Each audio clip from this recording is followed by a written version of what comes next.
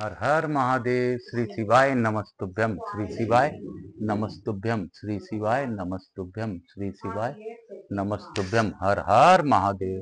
काल हर दुखर दारिधर कष्टहर हर हर महादेव। काल हर दुखर दारिधर कष्टहर हर हर महादेव। काल हर दुखर दारिधर कष्टहर हर हर महादेव। शंभो शंभो शंभो। आप सबों को वंदन करते हुए, यहाँ के स्थान देवता, वास्तु देवता, सब समस्त देवी देवताओं को नमन करते हुए, प्रथम पूज्य देव गणपति गणेश जी महाराज का आह्वान करते हुए उनसे प्रार्थना करता हूं कि प्रथम पूजता स्वीकार करें एवं अवाहित समस्त देवी देवताओं को आने का मत दे। मैं अपने भोलेनाथ मैया पार्वती से प्रार्थना करता हूं, शिव परिवार सहित इस स्कंद महापुराण की कथा में पधार कर हम सबों को अनुग्रहित करें। हे बाबा भोलेनाथ, आप गौर बिंदोरा के रूप में मैया के साथ विराजमान होकर आसन ग्रहण करें। गणपति गणेश जी, आप भी आसन ग्रहण करें। हे स्कंद कुमार, स्कंद देव जी, आप भी आसन करें, आसन ग्रहण करें। और यहाँ के स्थान देवता, वास्तु देवता, समस्त देवी देवताओं को आह्वान करता हूँ तथा उनसे प्रार्थना करता हूँ कि अपना अपना आसन ग्रहण करें। मैं समस्त देवी देवताओं को आह्वान करते हुए उनसे यह भी प्रार्थना करता हूँ कि सब पर अपनी अखंड कृपा बनाए रखें। हे बाबा, मुझसे कोई भूल हो रही हो तो क्षमा कीजिएगा। मैं तो बस प्रयास करता हूं, मैं कोई कथावाचक नहीं हूं, बस कथा वाचन करने का प्रयास करता हूं। बाबा, आपके ही आशीर्वाद से मैं कर पाता हूं। हे बाबा, आप ही इस कथा को सुन लें, सुना लें, करवा लें और कर लें। मेरे में कोई क्षमता नहीं। मैं आकाश राजगढ़िया बंसल गोत्रोत्पन्न उमा शंकर नारायणी देवी कांता राजगढ़िया का पुत्र सांवरिया बाबा, मेरे गुरु महामंडलेश्वर चतुर्थ संप्रदाय के अध्यक्ष, उनको नमन करते हुए उनसे आज्ञा लेकर आज की कथा प्रारंभ करूंगा। आज दिनांक 13 जुलाई 2024, दिन शनिवार, शनिदेव का वार। उनसे प्रार्थना पूर्वक निवेदन करते हुए, शनिदेव को भी मनन करते हुए, मैं अपने पंडित प्रदीप जी मिश्रा के कारण प्रेरित होकर इस कथाओं के ओर बढ़ा और अब 18 पुराण पढ़ने का प्रण लिया हूं। उसमें से प्रथम पुराण शिव महापुराण मैंने पढ़ा है। स्कंद महापुराण की कथा चल रही है और अपने जीवन काल में 18 महापुराणों को पढ़ने का मैंने प्रण लिया है। बाबा ही मुझसे पुण्य करवाए, यही मेरी प्रार्थना है। इसके साथ ही आज की कथा हम लोग प्रारंभ करेंगे। उससे पूर्व थोड़ा सा गुरु आज्ञा लेकर मैं थोड़ा भजन करता हूं।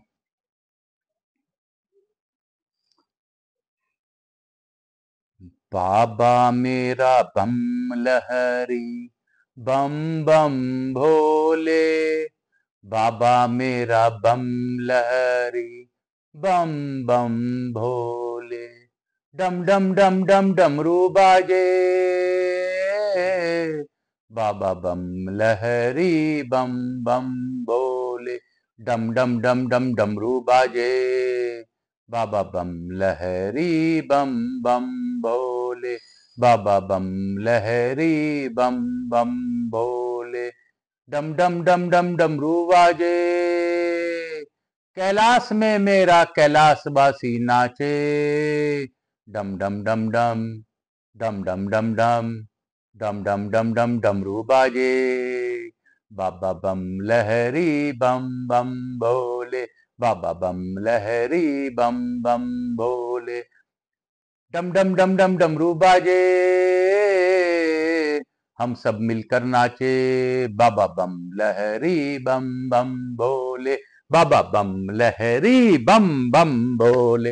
हर हर महादेव शंभो शंभो, हर हर महादेव शंभो शंभो, हर हर महादेव शंभो शंभो, हर हर महादेव शंभो शंभो। मैं स्कंद देव को नमन करते हुए, समस्त देवी देवताओं को नमन करते हुए और अपने भोलेनाथ को प्रणाम करते हुए, मैया गौरा को नमन करते हुए उनसे आशीर्वाद प्राप्त कर, सरस्वती माता से भी आशीर्वाद प्राप्त कर इस कथा का आगे की पाठ करता हूं। कल हम लोगों ने जाना कि महात्मानंद व्रत सत्यव्रत से ऐसा कहकर उसी समय सहसा घर से निकल पड़े और भगवान भट्टादित्य के परम पावन बहुदक तीर्थ में जा पहुंचे।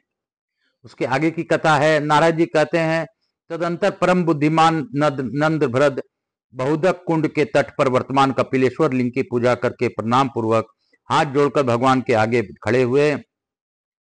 संसार के चरित्रों से उनके मन में कुछ दुख हो गया था, इसलिए उन्होंने दुखी होकर यह गाथा गाई। यदि इस संसार की सृष्टि करने वाले भगवान सदाशिव को मैं देख पाऊं तो अनेक प्रश्नों के साथ उनके तुरंत यह प्रश्न करूंगा कि भगवान, क्या आपके उत्पन्न किए बिना ही यह अनेक रूपों में उपलब्ध होने वाला निरा संसार भरता चला जा रहा है? आप चेतन हैं, शुद्ध हैं और राग आदि दोषों से रहित हैं, तो भी आपने जो अखिल विश्व की सृष्टि की है उसे आपने समान ही चेतन, विशुद्ध एवं राग आदि दोषों से रहित क्यों नहीं बनाया? क्यों जड़ बना दिया? आप तो निर्भर और सप्तदर्शी हैं, फिर आपका बनाया हुआ यह जगत सुख दुख और जन्म मरण आदि से क्लेश क्यों पा रहा है? संसार के ऐसे चरित्र से मैं मोहित हो गया हूं, अतः अब किसी दूसरे स्थान पर नहीं जाऊंगा, भोजन नहीं करूंगा और पानी भी नहीं पीऊंगा। उपयुक्त बातों का चिंतन करता हुआ मृत्यु पर्यंत यही खड़ा रहूंगा। इस प्रकार विचार करते हुए नंदभ्रद वहीं खड़े रहे। तत्पश्चात उसके चौथे दिन कोई 7 वर्ष का बालक पीड़ा से पीड़ित होकर बहुदक के सुंदर तट पर आया। वह बहुत ही दुर्बल तथा गलित कुष्ठ का रोगी था। उसे पग पग पर पीड़ा के मारे मूर्छा आ जाती थी। उस बालक ने बड़े क्लेश से अपने को संभाल कर नंदभ्रद से कहा, अहो, आपके तो अभी सभी अंग सुंदर और स्वस्थ हैं, फिर भी आप दुखी क्यों हैं? उसके पूछने पर नंदभ्रद ने अपने दुख का सब कारण यह कह सुनाया। वह सब सुनकर बालक ने दुखी होकर कहा, अहो, इस बात से मुझे बड़ा भयंकर कष्ट हो रहा है कि विद्वान पुरुष भी अपने कर्तव्य को नहीं समझ पाते हैं। जिसका शरीर संपूर्ण इंद्रियों से युक्त और स्वस्थ है, वह भी व्यर्थ मरने की इच्छा रखता है। जहां राजा खड़वांग ने 2 ही घड़ी में मोक्ष का मार्ग प्राप्त कर लिया, उसी भारतवर्ष की को आयु रहते कौन त्याग सकता है? मैं तो अपने को ही दृढ़ मानता हूं, क्योंकि मेरे माता पिता कोई नहीं है, मुझ में चलने की भी शक्ति नहीं है, तथापि मैं मरना नहीं चाहता हूं। धैर्यवान को सभी लाभ प्राप्त होते हैं, यह श्रुति का वचन सत्य है। आपको तो श्रुति के इस कथन से संतोष धारण करना ही उचित है, क्योंकि आपका यह शरीर अभी दृढ़ है। यदि मेरा भी शरीर किसी प्रकार निरोग हो जाए तो मैं भी एक एक क्षण में वह सत्कर्म करूं जिसको एक एक युग में भोगा जा सकता है। इंद्रियां जिसके वश में हो और शरीर जिसका दृढ़ हो, वह भी यदि साधन के सिवा और किसी वस्तु की इच्छा करे तो उससे बढ़कर कोई मूर्ख कौन हो सकता है? उससे मूर्ख मनुष्य को तो प्रतिदिन शोक की सहस्त्रों और हर्ष के सैकड़ों स्थान प्राप्त होते हैं, विद्वान पुरुष को नहीं।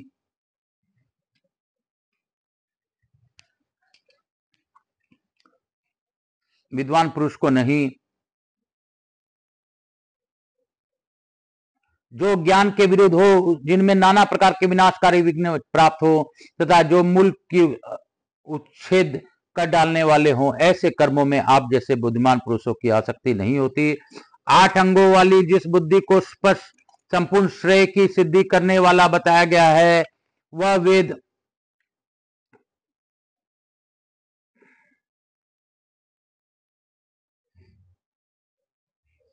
वेदों और स्मृतियों के अनुकूल चलने वाली निर्मल बुद्धि आपके भीतर मौजूद है।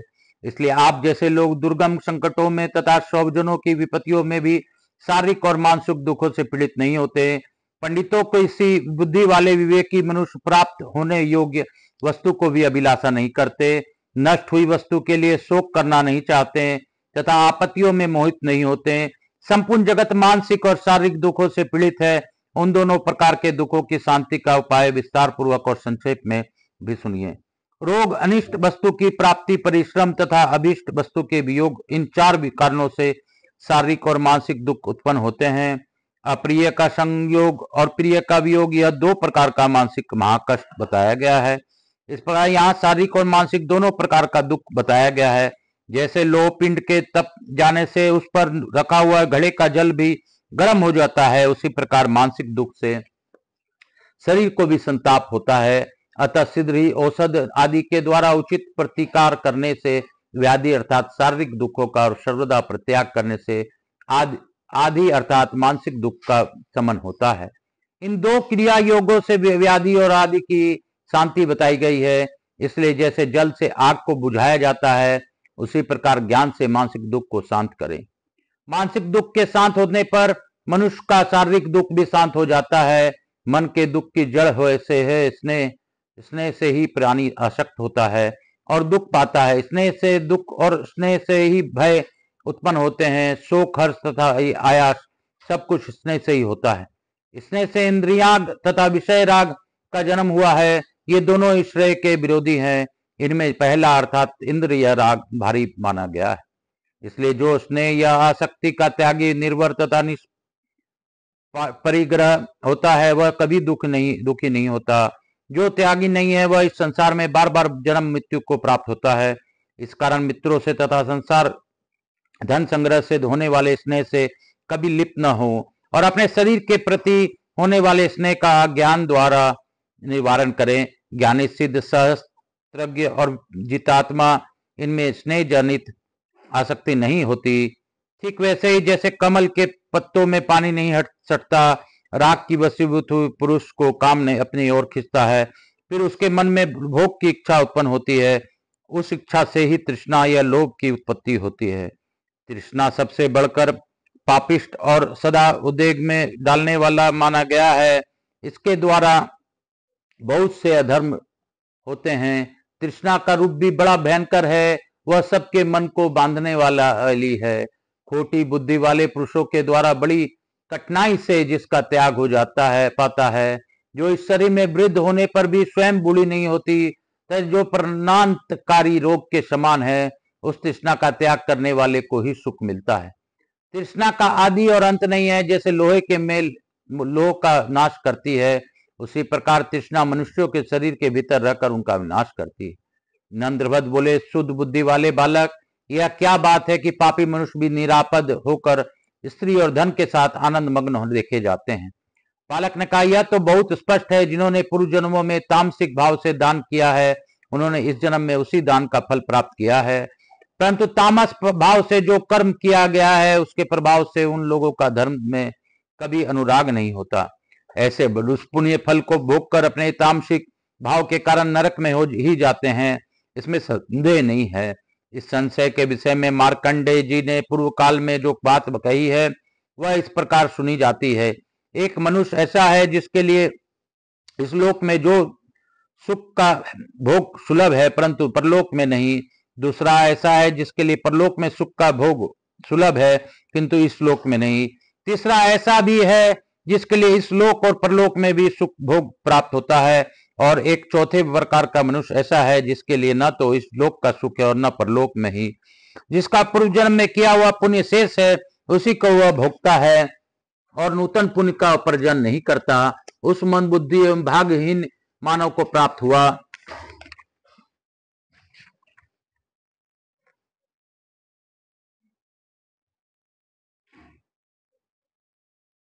उस बुद्धिमान का परलोक में सदा ही दुख सुख का भोग प्राप्त होता है, जिसका पहले का किया हुआ पुण्य भी वर्तमान है और तपस्या से नूतन पुण्य का भी उपार्जन हो रहा है। ऐसे बुद्धिमान कोई होता है जिसके इहलोक और परलोक में भी सुख भोग प्राप्त होता है, जिसका पहले का भी पुण्य नहीं है और इस लोक में भी पुण्य का उपार्जन नहीं करता। ऐसे मनुष्य को न इहलोक में सुख मिलता है और न परलोक में ही। इस नराधम को कार्यों को त्याग करके भगवान सदाशिव का भजन और वर्ण धर्म का पालन कीजिए। इससे बढ़कर कोई दूसरा कोई कर्म नहीं है और अपने मनोरथ के नष्ट होने तथा प्राप्त होने पर भी शोक करता है, अथवा जो भोग से तृप्त नहीं होता, वह निश्चय ही दूसरे जन्म में बंधन से बंध पड़ाता है। नंदभद्र बोले, हे बालक, आप बाल रूपों में उपस्थित होने पर वास्तव में बालक नहीं है, बड़े बुद्धिमान हैं। मैं आपको नमस्कार करता हूँ। मैं बड़े विस्मय में पड़ा हूँ और आप कौन है यह यथार्थ रूप से जानना चाहता हूँ। मैंने बहुत से वृद्ध पुरुषों का दर्शन और सत्संग लाभ किया है, किंतु उन सब की ऐसी बुद्धि न तो मैंने देखी है और न ही सुनी है। आपने तो मेरे जन्म भर के संदेह खेल खेल में ही नष्ट कर दिए, अतः आप कोई साधारण बालक नहीं है, यह मेरा निश्चित मत है। बालक ने कहा, यह बड़ी लंबी कथा है, एकाग्रचित होकर सुनिए। इससे पहले 8वें जन्म में मैं विदिशा नगर के भीतर ब्राह्मण कुल में उत्पन्न हुआ था। मेरा नाम धर्म जालिक था। मैं वेद वेदांतों का तत्वज्ञ, धर्म शास्त्रों के अर्थ जानने वाला, विद्वानों में श्रेष्ठता साक्षात बृहस्पति के समान धर्म शास्त्रों का विख्याता था। लोगों के लिए तो मैं नाना प्रकार के धर्मों का विस्तार पूर्वक वर्णन करता था, परंतु स्वयं अत्यंत दुराचारी तथा पापियों में भी सबसे बड़ा पापी राज था। मांस खाता, मदिरा पीता, प्राय स्त्रियों के साथ सदा रमन किया करता था। झूठा, दम्भी, पाखंडी, दुष्ट, लोभी, दुरात्मा और शठ, इन सभी विशेषणों से मैं विभूषित था। कभी और कहीं भी कोई सत्कर्म नहीं करता था। जाली पुरुषों की भांति लोगों का केवल जाल सिखाता था। इसलिए मेरे यथार्थ स्वरूप को जानने वाले लोग मुझे धर्म जालिक कहते थे। इस प्रकार मैंने बहुत से पातक बटोरे। फिर अनंत काल आने पर मृत्यु के पश्चात में यमलोक में गया और वहां मुझे कुट सालमली नामक नरक में गिराया गया। पुनः यमदूत मुझे अपने कृत्यों का स्मरण दिलाते हुए इधर उधर घसीटते लगे। मैं कभी तलवारों से काटा जाता और कभी कुत्तों से नचवाया जाता था। इस दशा में वहीं प्रतिक्षण जीता और मरता रहा, अर्थात बार बार मूर्छित होता था। उस समय उनके अनेक प्रकार के अपनी निंदा करता हुआ मैं बहुत वर्षों तक पड़ा रहा। धर्मराज के दूतों द्वारा पीड़ित होने पर नरक में जैसी बुद्धि होती है, वही यदि यहाँ 2 घड़ी भी रह जाए तो मनुष्य धन्य धन्य हो जाए। तदंतर अत्यंत यातना भोगने के पश्चात यमदूतों ने मुझे किसी प्रकार छोड़ा। फिर यथावर योनि में जाकर अनेक प्रकार के क्लेशों का भोग करके मैं सरस्वती नदी के सुंदर तट पर एक कीड़ा हुआ कीड़े की योनि में रहते समय एक दिन में मार्ग में सुखपूर्वक सो रहा था। इतने में ही वहां अकस्मात आते हुए रथ की घरघराहट मुझे बड़ी जोर से सुनाई पड़ी। इस आवाज को सुनकर मैं डर गया और सहसा मार्ग छोड़कर बड़े वेग से दूर भागने लगा। उसी बीच में इच्छानुसार घूमते हुए भगवान वेद व्यास उधर आ निकले। मुनीश्वर व्यास ने वहां उस अवस्था में पड़े हुए मुझे कृपा पूर्वक देखा। ब्राह्मण जन्म में मैंने सब लोगों को नाना प्रकार के धर्मों का उपदेश किया था। उसी के प्रभाव से उस कोटि जन्म में मुझे व्यास जी का संग प्राप्त हुआ। वे सब जीवों की भाषा जानते थे। उन्होंने कीड़े की भाषा में मुझसे कहा, ओ कीट, क्यों इस प्रकार भागा जा रहा है? किस लिए मृत्यु से कितना डरता है? अहो मनुष्य को यदि मृत्यु से भय हो तो उचित हो सकता है। तू तो कीट है, तुझे इस शरीर में के छूटने का इतना भय क्यों है? व्यास के ऐसा कहने पर पूर्व पुण्य के प्रभाव से मेरा भी बुद्धि जागृत हुई। तब मैंने उन्हें इस प्रकार उत्तर दिया, विश्वबंद मुनीश्वर, मुझे इस मृत्यु से किसी प्रकार का भय नहीं। मैंने मन में यही भय है कि इससे भी नीच योनि में न चला जाऊं।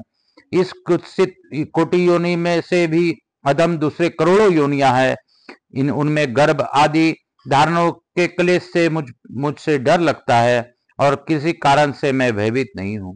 व्यास जी बोले, किट, तू भय न कर। जब तक तुझे ब्राह्मण शरीर में न पहुंचा दूंगा तब तक सभी योनियों से सिद्ध ही छुटकारा दिलाता रहूंगा। व्यास जी के ऐसा कहने पर उन जगत गुरु को प्रणाम करके मैं पुनः मार्ग में लौट आया और रथ के पहियों से दबकर मृत्यु को प्राप्त हुआ। तत्पश्चात कौवे और सियार आदि योनियों में जब जब उत्पन्न हुआ तब तब व्यास जी ने आकर मुझे पूर्व जन्म का स्मरण करा दिया।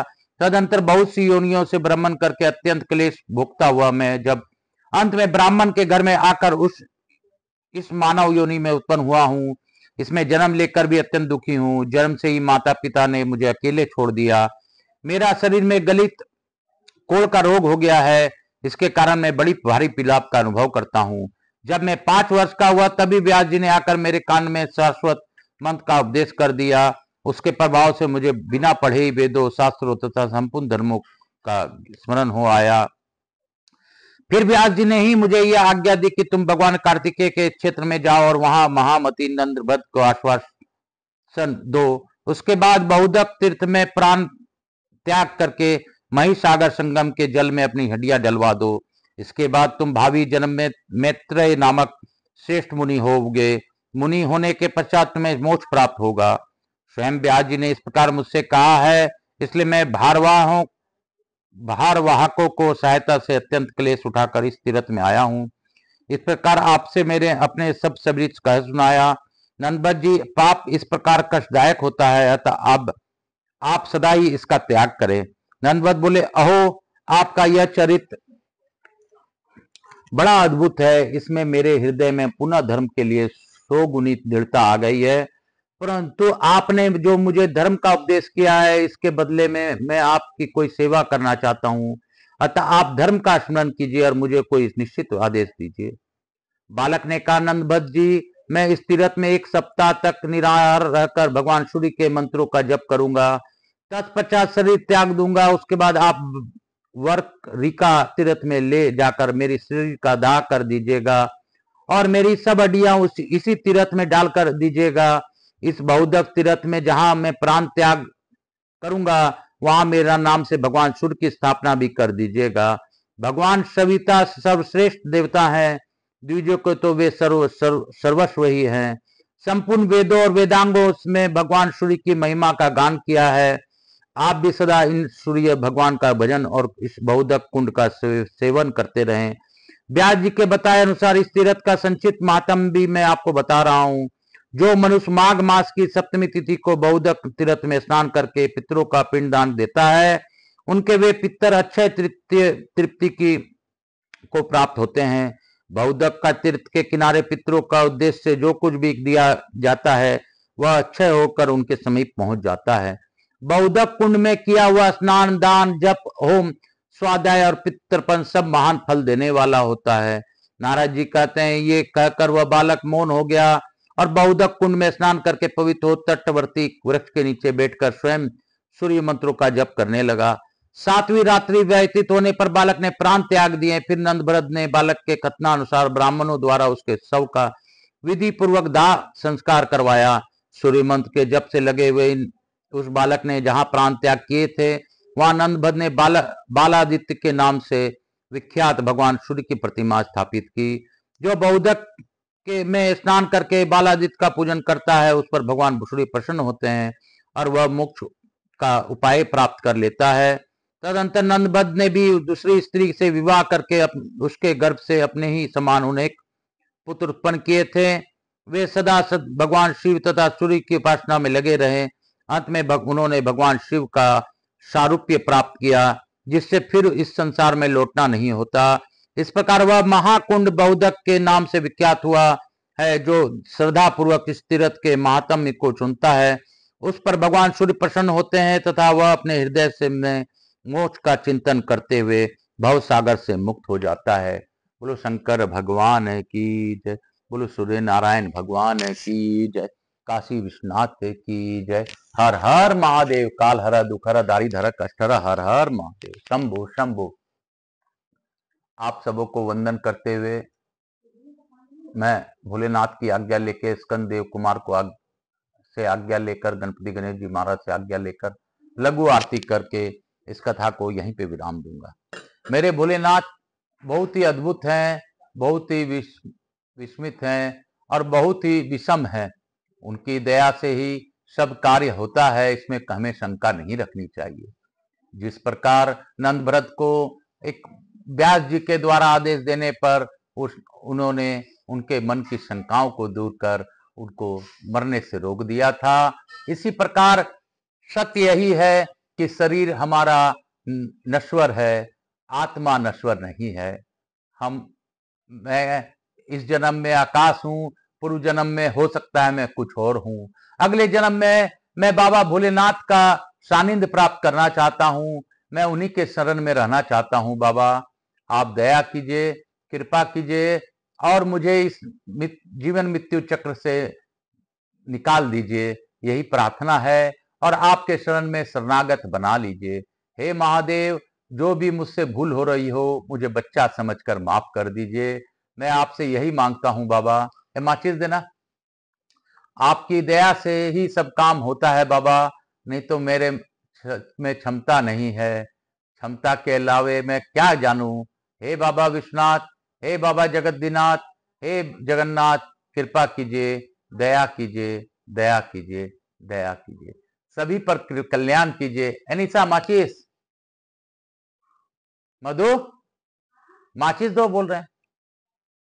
हर हर महादेव। श्री शिवाय नमस्तुभ्यम, श्री शिवाय नमस्तुभ्यम, श्री शिवाय नमस्तुभ्यम, श्री शिवाय नमस्तुभ्यम, श्री शिवाय नमस्तुभ्यम, श्री शिवाय नमस्तुभ्यम, श्री शिवाय नमस्तुभ्यम, श्री शिवाय नमस्तुभ्यम, श्री शिवाय नमस्तुभ्यम, श्री शिवाय नमस्तुभ्यम, श्री शिवाय नमस्तुभ्यम, हर हर महादेव, हर हर महादेव, हर हर महादेव, हर हर महादेव, घर घर महादेव, हर हर महादेव। श्री शिवाय नमस्तुभ्यम।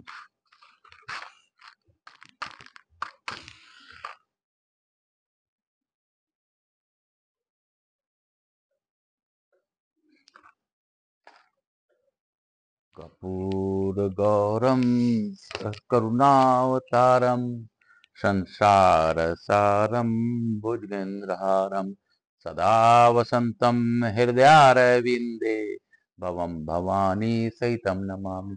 श्री राम जय राम, जय जय राम। यहाँ के स्थान देवता, वास्तु देवता, ग्राम देवता, चित्रपाल देवताभ्यो नमो नमः।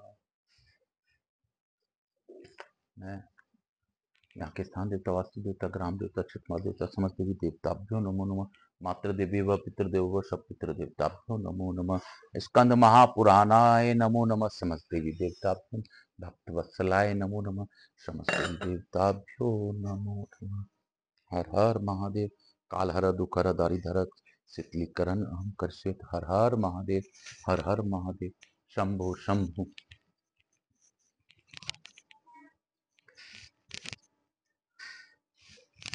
मातृदेवी व पितृदेव व सब पितृदेवताभ्याम नमो नमः।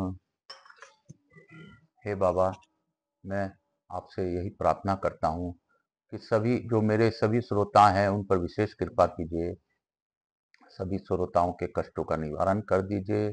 जो भी भावपूर्वक स्कंद महापुराण का श्रवण करे उन पर कृपा कर दीजिए। यह स्कंद पुराण नहीं है, यह एक अद्भुत पुराण है जिसमें सभी देवी देवताओं का भाग है और महादेव की ही कृपा है। स्कंद महापुराण स्कंद देव और कोई नहीं, कार्तिकेय कुमार जी हैं। कार्तिकेय कुमार जी के इस कथा का श्रवण करने से ही लोगों को शिव महापुराण से भी ज्यादा फल मिलता है, ऐसा मैंने सुना है। और इसी के लिए यह कथा मैं लोगों तक पहुंचाने का प्रयास कर रहा हूं। कृपया आप लोग आकाश राजगरिया यूट्यूब चैनल को ज्यादा से ज्यादा सब्सक्राइब कीजिए और लोगों तक पहुंचाने में मेरी सहायता कीजिए ताकि लोगों का कष्ट कम कर सकूं। हर हर महादेव, हर हर महादेव। शंभु शंभु। हर हर महादेव, घर घर महादेव। शंभु शंभु।